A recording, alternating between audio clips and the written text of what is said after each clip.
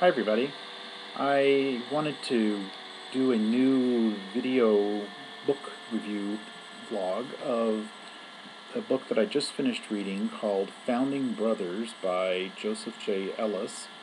This book won the Pulitzer Prize for, history a few years ago, and I thought that it was something kind of interesting to me because I'm right now really interested in the Revolutionary War and the Founding Fathers and how they were viewed in history. And I thought that this would be an interesting book, and it did indeed turn out to be one that gave me some new perspectives on this era in history. It dealt with 7 different key figures in history and showed some of the stories and connections between them. It focused on various key events that were important in the development of the political history of early United States and the formation of its government, kind of more like post-revolutionary, post-constitutional beginnings. But it was really important because it showed how the country was shaped. We have to remember that when the revolution began, there was no example of a modern democracy in the world. There was no modern republics anywhere. There were none. And the Founding Fathers, therefore, had to carve an example completely afresh and to figure out how that example would work. And Ellis spends a great deal of time looking at how some of these key figures addressed some of those issues. They didn't always agree. They oftentimes had venomous disagreements about what their views of the revolution were, how that ought to play out in the development of the country. And there were many issues that weren't always easily addressed, and some that weren't addressed adequately at all, that ultimately resulted in huge conflict, like with the American Civil War in the 1860s. And so this book deals with these different leaders and individual stories, and the 4 primary revolutionary leaders were, of course, George Washington, but also highly important was Benjamin Franklin, and then you had Thomas Jefferson and John Adams as well, and all 4 of these are probably considered the 4 most important of the early Founding Fathers. But you had other important Founding Fathers as well who did have a certain degree of huge influence on the development of this country. Primarily, there was James Madison, who was a close confidant of Thomas Jefferson and was later President of the United States. And also there was Alexander Hamilton, who was a very close confidant of George Washington, but who also had very highly charged political debates and very definitely character assassinations against other leaders who he disagreed with, those including people like Thomas Jefferson and John Adams, and also Aaron Burr. The book begins with an examination of the conflict between Alexander Hamilton and Aaron Burr. Aaron Burr was the then sitting Vice President of the United States, and he and Alexander Hamilton had a duel because of long-standing political disagreements that Burr had with Alexander Hamilton.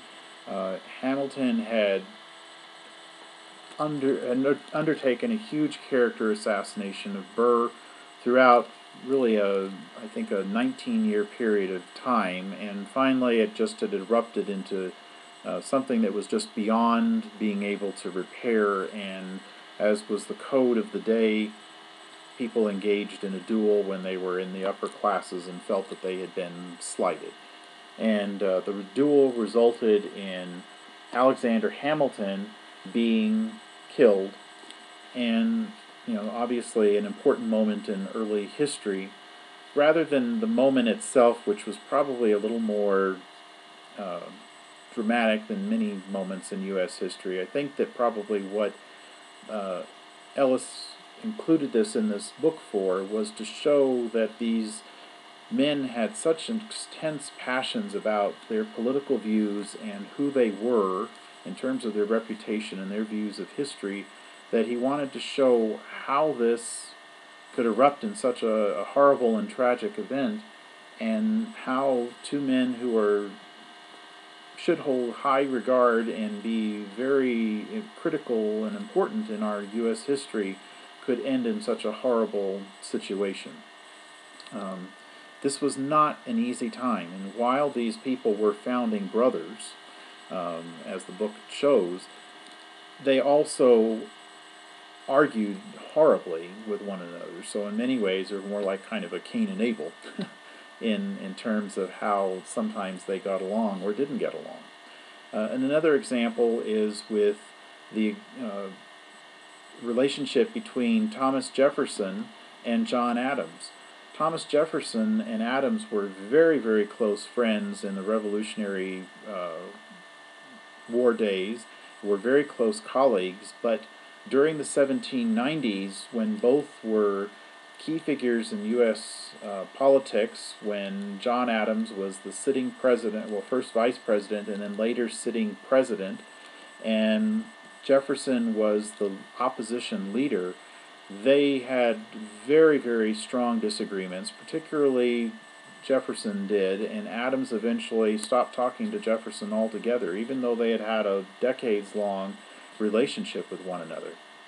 It was only after Jefferson had left office as the president himself, and both were in political retirement, that they began corresponding. They shared something like 156 or 158 letters that they wrote to one another, talking about the political issues of the day, talking about their own political histories and their legacies. And that, I thought, was really very important. I mean, that's always been a very interesting part of history to me. It's always kind of fascinated me how these two men could be such bitter enemies and during their political height of their political careers, and yet they reconciled themselves and became very close friends in the last years of their lives. And that while they still did not agree politically, they at least explained themselves to one another and were able to recognize and reconcile their relationships with one another as a result. I thought that had a highly relevant story to tell, because given today's bitter political animosities between Republicans and presidents here in the United States, I thought that these two men showed a great example that people could strive to overcome, and that rather than wait until people are in their political or their career, at the end of their careers in retirement and looking back on their lives, they could try to maybe strive to overcome some differences while they were still politically active, and could be more successful perhaps because of that.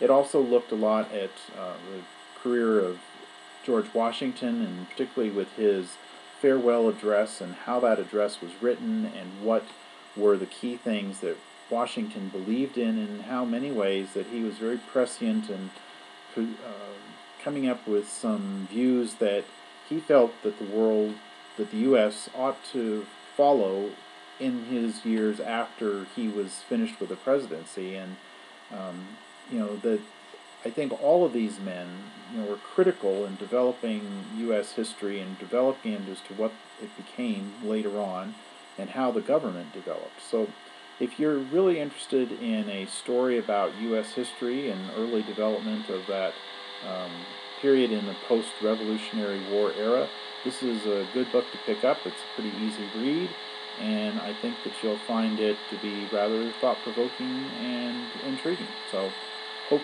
you enjoyed the video blog, and hope you enjoy the book if you pick it up. Have a good day.